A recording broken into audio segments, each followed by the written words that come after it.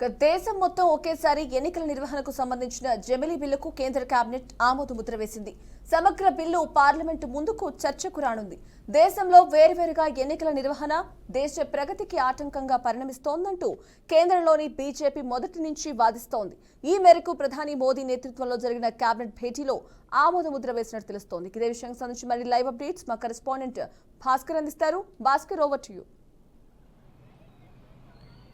సంజన, జమిలీ ఎన్నికలకు సంబంధించిన రెండు బిల్లులు కూడా లోక్సభ ముందుకు రానున్న పరిస్థితి. అయితే ఈ నెల 16న జరుగుతున్నటువంటి లోక్సభ ముందుకు కేంద్ర న్యాయశాఖ అర్జున్ మోదీ లోక్సభ ముందుకు తీసుకొచ్చే అవకాశం ఉంది. ఎందుకంటే ప్రధానంగా చూసినటువంటి అంశాలు అయితే ఒకటే వన్ నేషన్ వన్ ఎలక్షన్ అనే విధానంతో ఇలా కేంద్ర ప్రభుత్వం ముందుకెళ్తున్న పరిస్థితి. ఇప్పటికే జమిలీ ఎన్నికలకు సంబంధించిన బిల్లును కేంద్ర కేబినెట్ ఆమోదించింది. ఆ రెండు బిల్లును కూడా 16వ తారీఖు నాడు ఆమోదించే పరిస్థితి కేబినెట్లో పెట్టే అవకాశం ఉంది. అదే లోక్సభ జరుగుతున్న కేబినెట్లో ఆ బిల్లు పెడతారు. అది ఇప్పటికే ఆమోదించిన పరిస్థితి. దానికి సంబంధించిన అన్ని విధి విధానాలు పూర్తి స్థాయిలో చర్చించే అవకాశం కనిపిస్తుంది. అప్పటికే దానికి సంబంధించి ఎన్నికల బిల్లును కేంద్ర న్యాయశాఖ మంత్రి అర్జున్ రాయి మోగల్లో 129 రాజ్యాంగ ప్రకారం సవరణ బిల్లు కింద ప్రవేశపెట్టే ఛాన్స్ అయితే కనిపిస్తుంది. అలాగే లోక్సభలో పాటు రెండు రాష్ట్రాలు అసెంబ్లీ ఎన్నికల సంబంధించి ఏకకాలంగా నిర్వహించాలని చెప్పి రాజ్యాంగంలో సవరణలు కొన్ని చేసే అవకాశం ఉంది.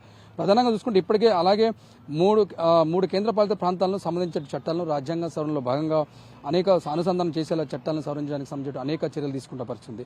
అదేవిధంగా సాధారణ బిల్లుతో పాటు మరో రెండు ముసాయిదా బిల్లులను మోడీ కేబినెట్ ఆమోదించే అవకాశం కనిపిస్తున్న పరిస్థితి. దానిలో భాగంగా ఇవాళ కేంద్ర కేబినెట్ ముందుకెళ్తున్న పరిస్థితి మనం చూస్తున్నాం.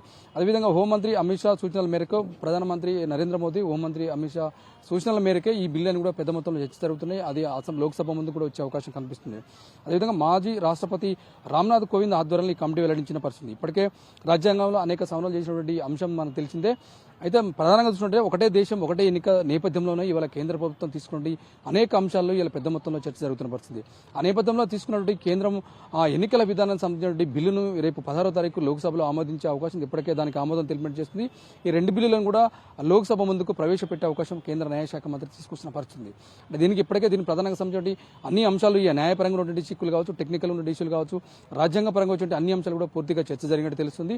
ఆ నేపథ్యంలోనే రేపు జరగబోయేటువంటి రానున్న ఎన్నికలు ఏదైతుందో ఇతర రాష్ట్రాలు కావచ్చు, స్థానిక సంస్థల ఎన్నికలు కావచ్చు, పూర్తి స్థాయిలో ఒకటే జమిలీ ఎన్నికల విధానంగానే ఎన్నికలు జరిగే దిశగా కేంద్ర ప్రభుత్వం అడుగులు వేస్తున్నట్టు మనం చూస్తున్నాం.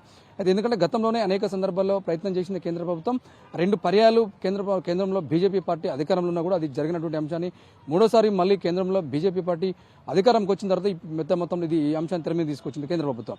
అయితే దీనిపై ప్రధానంగా చర్చ జరుగుతుంది. ఈ చర్చ నేపథ్యంలోనే ఇలా అమిత్ షా, నరేంద్ర మోదీ, ప్రధానమంత్రి నరేంద్ర మోదీ, అదేవిధంగా హోంమంత్రి అమిత్ షా సూచనల మేరకు ఈ బిల్లును రేపు 16వ తారీఖు లోక్సభ ముందుకు తీసుకొచ్చే అవకాశం. దీనికి సంబంధించి అనేక అంశాలు, లీగల్ సంబంధించి అనేక అంశాలు కావచ్చు, టెక్నికల్ ఇష్యూస్ కావచ్చు, పెద్ద మొత్తంలో ఇప్పటికే చర్చ చేసిన పరిస్థితి మనకు తెలిసింది. ఆ నేపథ్యంలోనే బిల్లు ఆమోదం పొందింది. దీనిపై చర్చ జరిగే అవకాశం ఉంది. ఎందుకంటే రానున్నటువంటి స్థానిక సంస్థల ఎన్నికలు కావచ్చు, ఏ రాష్ట్రంలో జరిగినటువంటి ఎన్నికలు కావచ్చు, ఒకటే ఎన్నికల విధానంలో ముందుకు పోవాలని చెప్పేసి కేంద్ర ప్రభుత్వం ఆలోచనలో భాగంగానే ఇది ప్రక్రియ ముందుకెళ్తున్న పరిస్థితి మనం చూస్తున్నాం.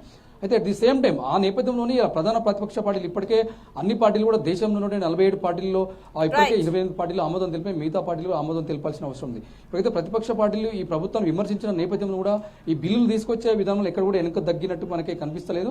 కేంద్ర ప్రభుత్వం ఈ దిశగా జమిలీ ఎన్నికల విధానమే ముందుకు పోతున్నట్టు మనకు కనిపిస్తున్న పరిస్థితి. అయితే రానున్నట్టు ఎన్నికలను కూడా జమిలీ విధానంలోనే ఎన్నికలు నిర్వహించాలని కేంద్ర ప్రభుత్వం అయితే ఆలోచన చేస్తున్నట్టు మనకు తెలుస్తుంది. సంజన.